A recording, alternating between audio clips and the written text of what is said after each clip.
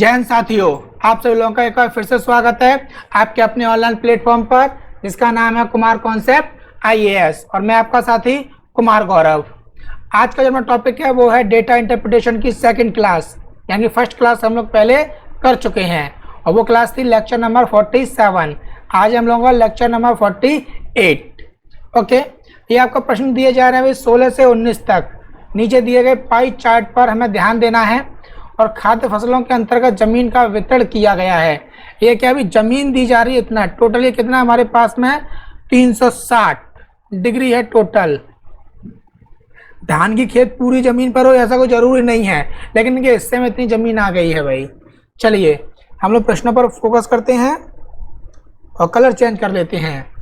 यदि ज्वार के अंतर्गत, ज्वार का भी हमारे पास ज्वार ये रहा के अंतर्गत कुल क्षेत्रफल 1.5 है, मिलियन एकड़ है भाई। ठीक, ज्वार है हमारे पास में 18 डिग्री, ठीक है, जिसके बराबर हमें दिया जा रहा है यहाँ पर 1.5 मिलियन एकड़ जमीन। तो धान के अंतर्गत कुल क्षेत्रफल, धान का है भाई ये रहा। अच्छा बताइए धान कितना है, 72 डिग्री है ये। तो इसका कितना होगा, 4 गुना होगा कि नहीं, 4 टाइम्स। तो जिसका 4 गुना करना तो कितना हो जाएगा भाई 6। 1.5 का 4 गुना 6 हो जाएगा ना, 6.0 कर सकते हो भाई। इतने मिलियन एकड़ जमीन आ जाएगी भाई हिस्से में, धान के में। तो जरा बताइए कहाँ आंसर हमारे पास में, ये रहा भाई option number B is right. Okay, next अगला आपको दिया जा रहा है, यदि गेहूं की पैदावार जौ की कीमत जौ की पैदावार से 6 गुनी हो, ओके, तो प्रति एकड़ गेहूं व जौ की पैदावार का अनुपात क्या है। तो अगर हम पहले हम पता कर लेते हैं गेहूं और जौ, ठीक है भाई। और यहाँ पर आपको दी जा रही है गेहूं और की पैदावार जौ की पैदावार से 6 गुनी है, तो ये भाई 6 गुनी है। क्लियर। अब इनकी ये पैदावार की बात हो रही है, क्या ये पैदावार। अब इनको जमीन कितनी अलॉट हुई थी, जमीन देख लेते हैं। गेहूं को हुई थी भाई 72 डिग्री, ओके, और जौ को हुई थी भाई, जौ को जौ ये रहा 36 हुई थी, ठीक है। लेकिन ये तो हुई जमीन का रेशियो, लेकिन कह पैदावार, तो पैदावार कैसे किया जाए, 1/6 का बन जाए। यानी कि जो ये जौ की हमारे पास जमीन है ना इतनी, इसने इतनी जमीन पर जौ किया ही नहीं है। अगर किया होता तो मान लिया कि 72 डिग्री पर पूरी जमीन गेहूं हुआ है और 36 पर ये, तो 6 गुना थोड़ी नहीं है, ये 2 गुना है।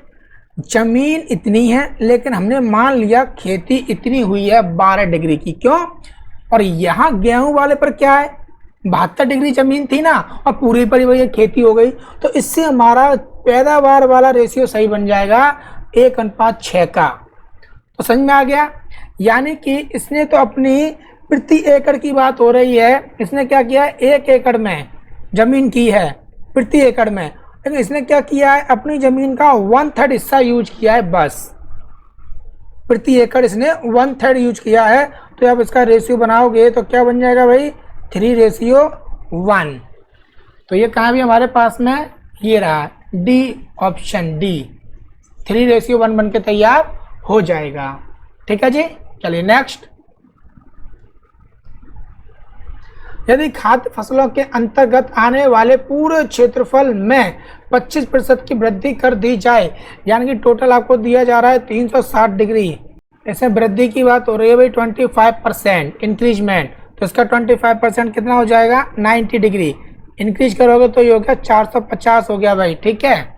आगे कह रहा है गेहूं के अंतर्गत आने वाला क्षेत्रफल 12.5% बढ़ा दिया जाए।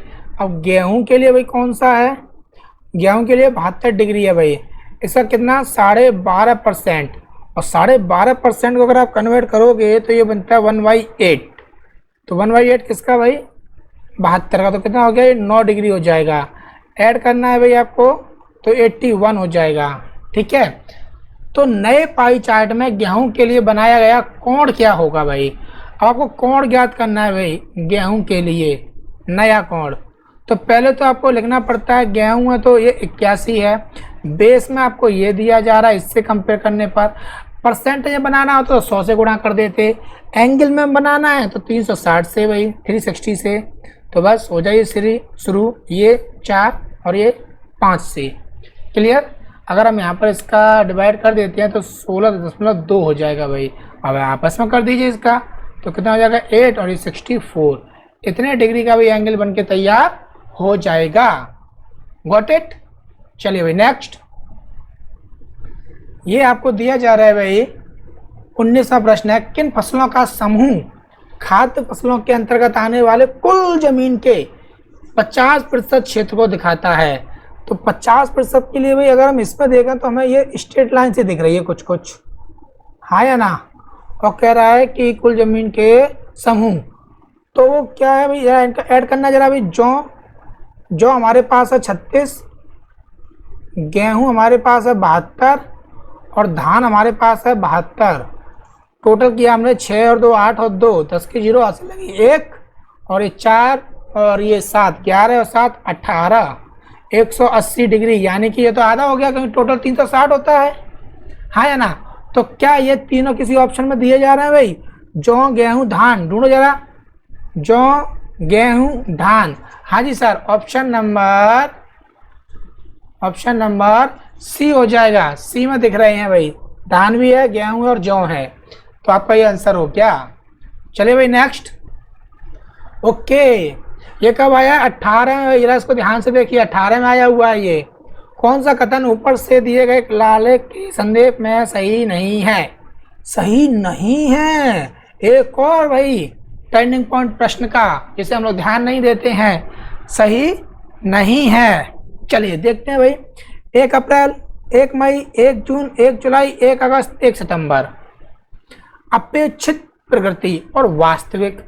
अपेक्षित माने उसने सोचा था कारीगर ने कि मैं ना 1 अप्रैल को काम शुरू करूंगा, और काम शुरू करते करते करते करते 1 जून तक ना मैं 50% से अधिक कार्य कर दूंगा, और 1 जुलाई में थोड़ा बेचारा ढीला पड़ गया, उसको ऐसा लग रहा है, और यहाँ पर और थोड़ा ढीला पड़ गया वो 1 अगस्त में, ठीक है। और 1 अगस्त में ढीला पड़ के उसने काम समाप्त हो रहा है 100% कब? 1 सितंबर को। लेकिन वास्तविक प्रकृति क्या, जब उसने किया काम तो उसने देखा कि काम उसने शुरुआत तो की थी बड़े स्लोली, अपेक्षित गति की अपेक्षा, लेकिन पता नहीं 1 अगस्त को उसको क्या भूत सवार हुआ कि उसने एकदम स्पीड बढ़ा दी भाई। आधा महीना भी नहीं हो पाया, उससे पहले उसने काम खत्म कर दिया। पहले तो आलसी हो गया था भाई अपेक्षित में, लेकिन वास्तविक में उसको हो सकता है दूसरा काम मिल गया हो, पैसे ज़्यादा मिल रहे हो, तो उसने तुरंत काम खींच दिया भाई। तो हम कह सकते हैं कि वास्तविक जो प्रकृति है वो पहले काम पूरा करा दिया भाई उसने, ठीक है। कुछ चीज़ें समझ में आ गई। अब ऑप्शन पे चलते हैं भाई, कौन सा सही नहीं है। 1 जून को कार्य की वास्तविक प्रगति अपेक्षित प्रगति से कम थी। 1 जून को, यानी कि ये 1 जून को वास्तविक प्रगति अपेक्षित प्रगति से कम थी। सही है गलत है भाई? सर सही है। ओके, ए वाला मतलब कि सही है, इसलिए हमारा आंसर नहीं है। दूसरा, कार्य की वास्तविक प्रगति की दर अगस्त महीने में सर्वाधिक थी। अगस्त का जो महीना है उसमें वास्तविक प्रगति दर सबसे अधिक थी। सर ये भी सही है, उसने तो पूछा है कौन सा सही नहीं है, तो इसका मतलब ये भी हमारा आंसर नहीं है। तीसरा, कार्य वास्तव में अपेक्षित समय से पहले समाप्त हो गया। हाँ जी सर, अपेक्षित समय था 1 सितंबर, काम उसने पहले ही समाप्त कर दिया, ये भी सही है। लेकिन बेटा राजा उसने कहा सही नहीं है, तो ये भी नहीं। अब बचता है डी। इसे चाहो तो आंख बंद करके लगा दो या थोड़ा देख लेते हैं। 1 अप्रैल से 1 सितंबर की अवधि में किसी भी समय वास्तविक प्रगति अपेक्षित प्रगति से अधिक नहीं थी। कैसे नहीं थी भाई? यहाँ पर एकदम भी अधिक हो गई ना इस जगह पर आकर के, तो यही झूठ बोल रहा है, ये बात गलत कह रहा है। उसने यही कहा कौन सही नहीं है, कौन गलत बोल रहा है, यानी कि ऑप्शन नंबर हो जाना चाहिए D. D is a right. Okay, चलिए अभी नेक्स्ट। अगला भाई हमारे पास में है ये पूर्णांक है 540, ठीक है जी, और ये आपको दिया जा रहा है डिग्री में, ठीक है जी। प्रश्न है हमारे पास में अंग्रेजी, विज्ञान और सामान्य विज्ञान में प्राप्त किए गए कुल अंक हिंदी और गणित के कुल अंक से कितने प्रतिशत अधिक है? तो अंग्रेजी, विज्ञान और सामान्य विज्ञान, English plus science plus social science, कितना है जरा बताना। इंग्लिश में हम लोगों को दिख रहा है, अंग्रेजी में है 55 और साइंस में 80, सोशल साइंस में 65, तो कितना हो जाएगा ये 200 डिग्री हो जाएगा ये, ठीक है जी। और कुल अंक हिंदी प्लस गणित, यहाँ कितने भाई, हिंदी में हमारे पास में है 70 और गणित में हमारे पास कितने आ रहे हैं 90, तो ये कितना हो गया भाई 160 हो गया। कुल अंक से कितने प्रतिशत अधिक है? तो भाई कितने प्रतिशत अधिक है जरा बताना यहाँ से। तो अगर हम अधिक की बात करें तो अधिक है हमारे पास, कितना हो गया अधिक 200 माइनस के 160, सर 40 डिग्री अधिक है भाई, 40 डिग्री। कह रहा है कुल अंक से कितने परसेंट अधिक है, किससे? कुल से, टोटल से कंपेयर करना है भाई, और परसेंटेज पूछ रहा है, तो 40 तो ये और बट्टे में कितना आ जाएगा 360 डिग्री टोटल है ये। मिनिमाइज करो जरा 1/9 और इसकी परसेंटेज क्या बनती है 1 सही 1/9%, हाँ है ना। यानी कि बेटा राजा उत्तर क्या हो जाना चाहिए?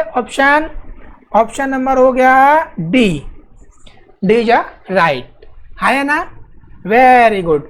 चलिए भाई नेक्स्ट, हिंदी और गणित का कुल अंक, हिंदी और गणित, हिंदी में हमारे पास है 70 और गणित में है 90, यानी कि 160 डिग्री कुल अंक। अंग्रेजी, सामान्य विज्ञान, इंग्लिश और सोशल साइंस, कितना है भाई इंग्लिश में 55, सोशल साइंस में कितना है भाई 65, तो ये हो गया 120 अंक से कितना अधिक है भाई।